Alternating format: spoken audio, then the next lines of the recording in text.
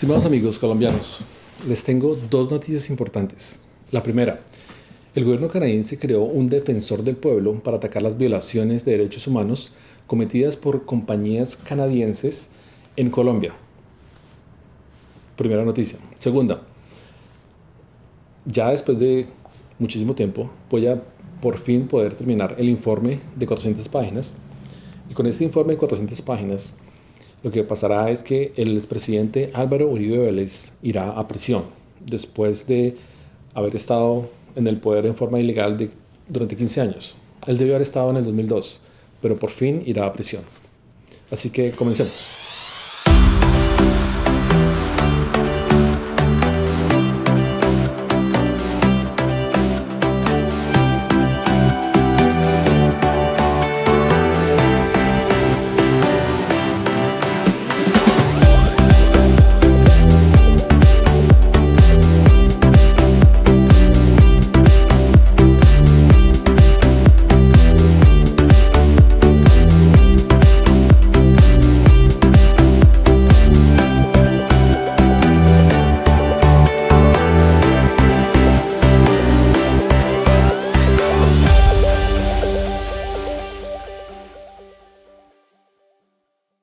Para los colombianos que de pronto no me conocen, yo fui detective del CTI. Mi nombre es Richard Mao Riaño Botina.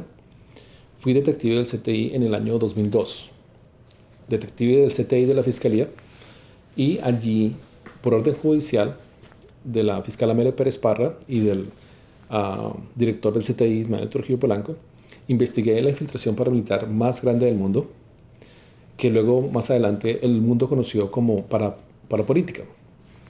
Entonces, con esta parapolítica se descubrió todo el círculo alrededor de grandes personalidades en Colombia como Álvaro Uribe Vélez, grandes personalidades corruptas. Y como se descubrió esta infiltración, hubo muchos cambios, obviamente, en la estructura del gobierno. Hubo mucha corrupción, masiva corrupción. Y pues con esta corrupción que ha habido desde el 2002, eso produjo que yo saliera del país, porque me iban a asesinar por haber hecho esta investigación. A varios fiscales y a varios investigadores los asesinaron por estos hechos. Entonces, para mí fue preocupante en ese momento que las empresas, en este caso tanto la parte empresarial como el gobierno estaban unidos en forma ilegal, estaban unidos para crear crimen, como dicen en Colombia, a través de la connivencia, asociados para cometer crimen. Y todo se fue expandiendo a tal forma que en este momento lo que pasa en Colombia es que los grupos paramilitares que quedan, las autodefensas gaitanistas, están obviamente protegiendo a algunas empresas canadienses, para tocar el tema canadiense, de empresas de extracción de oro, extracción de metales en general, de petróleo también y de carbón. Esta denuncia yo la hice en abril 26-24 del 2017, del año pasado. Lo pueden ver allí aquí lo voy a colocar en entrevista que me hizo, hace entrevista yo llamé a W Radio a denunciar esto, y allí está público. Y ahí están las empresas a las que yo me refiero. Entonces ahora lo que pasa es, con la creación de este defensor del pueblo para respetar la defensa de los derechos humanos, lo que se pretende es que se cree, digamos, una parte, digamos, como investigativa y como de análisis de las denuncias para que esto no ocurra. Pero entonces hay un problema. Hay un problema aquí porque cuando este organismo intenta atacar una denuncia, que por cierto no se ha creado todavía el defensor del pueblo, ya se anunció que se va a crear, pero como tal no hay un defensor del pueblo en este momento. Se está por crear, o sea, de pronto en algunos meses ya se puede crear. Entonces, cuando se crea la denuncia, el ministro de Comercio Internacional, François-Philippe Champagne, él dijo que estas denuncias a algún punto se iban a ir a la RCMP, a la Policía Real Montada de Canadá, para que ellos sigan la investigación judicial. El problema es que yo hice ya esa denuncia. Yo investigué, fui hasta allá, investigué en la unidad de delitos serios y al final me dijeron que no podían hacer nada porque desde Colombia no habían enviado una denuncia similar o algo relacionado. Entonces al final pues no van a poder ellos denunciar o tomar acción en algo, porque si pasó en Colombia está relacionado con Canadá, pero en Canadá pues como que no hay algo más serio, únicamente yo. Entonces como que no creen. El problema es que ellos nunca van a poder recibir nada de Colombia porque las autoridades colombianas están corruptas. Entonces de esta forma no puede haber una denuncia que prospere. Entonces ojalá que a través de la creación de este defensor del pueblo y de un consejo, se lo llaman advisory body, que es un consejo, digamos, sí, un grupo, digamos, de personas que dan consultoría, digamos así, consultoría en temas para recopilar, digamos, todas las denuncias de la gente. Entonces, en este caso, este grupo que está vinculado al defensor del pueblo también quiere tener toda digamos, la opinión del pueblo, la opinión de las personas o de las empresas relacionadas con la industria minera. En este momento pues se está atacando o se está hablando de empresas mineras y empresas de petróleo para poder evitar que esos abusos de derechos humanos se sigan cometiendo. Entonces, lo que pasa en Colombia es que como ya hay 200.000 hectáreas de coca en Colombia, y ya había dicho antes, está el caldo de cultivo para que estos grupos paramilitares, autodefensas gaitanistas, produzcan esta coca, o incluso los ex paramilitares de las AUC, o los grupos que están ahorita, los BACRIM, quienes estén a cargo del área, ¿no? Tomen toda esa coca, esas hojas de coca, produzcan cocaína, la envíen a Estados Unidos o Canadá, ellos envían dinero en dólares, en cash, como sea, y entonces para poder lavar ese dinero, pues se lo dan a las empresas de extracción, a las empresas de oro, de petróleo y extracción de carbón. Y de esa forma entonces ellos logran lavar ese dinero y al mismo tiempo pues estas empresas canadienses se ven beneficiadas porque pues esos grupos con armas les están protegiendo las instalaciones, los viaductos y todo, ¿no? Entonces esta es la forma como ellos de esta forma reciben beneficio. Entonces es un mutualismo, ¿no? Entre empresas canadienses y grupos terroristas colombianos intentando uno a uno protegerse, tanto canadienses para conseguir buen petróleo y buena minería en Colombia, y los grupos terroristas para poder intentar lavar el dinero del narcotráfico. Entonces ese es el problema que hay en este momento, y como ya dije, si yo voy a la RCMP, a la policía canadiense, y denuncio este tema, hasta antes de que se creara esta defensor del pueblo, pues no pasaba nada. Ahora, si se denuncia, es posible que ellos lo tomen en serio y se siga investigando en Colombia. ¿Quién lo va a investigar? La fiscalía, no creo. Porque todo está asociado por el sistema corrupto, entonces no lo van a hacer. Se tienen que crear un sistema independiente, ojalá no corrupto, parecido al defensor del pueblo canadiense. Y así se forma, pues, este defensor del pueblo colombiano podrá tener comunicación con el defensor del pueblo canadiense y se puede hacer una especie, digamos, de comunicación directa de las denuncias, que no haya un intermediario corrupto que no permita hacer esta investigación de una forma exitosa. Entonces, yo pienso que es un reto increíble para juntos países para que puedan llegar a investigar un delito de forma eficaz y que no se convierta como otra comisión de acusaciones y que nunca pase nada.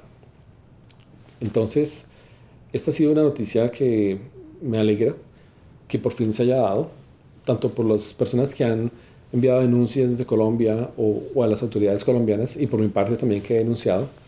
Entonces, de una u otra forma, a las empresas que denuncié también, por ejemplo, que ha denunciado a través de la RCMP o a través de la Agencia de Inteligencia de Canadá, CISAS, con los cuales también he estado colaborando con ellos desde el año 2007 en investigaciones, voluntariamente. Ellos no me contratan, pero voluntariamente les he investigado cosas a manera de investigador, ¿no?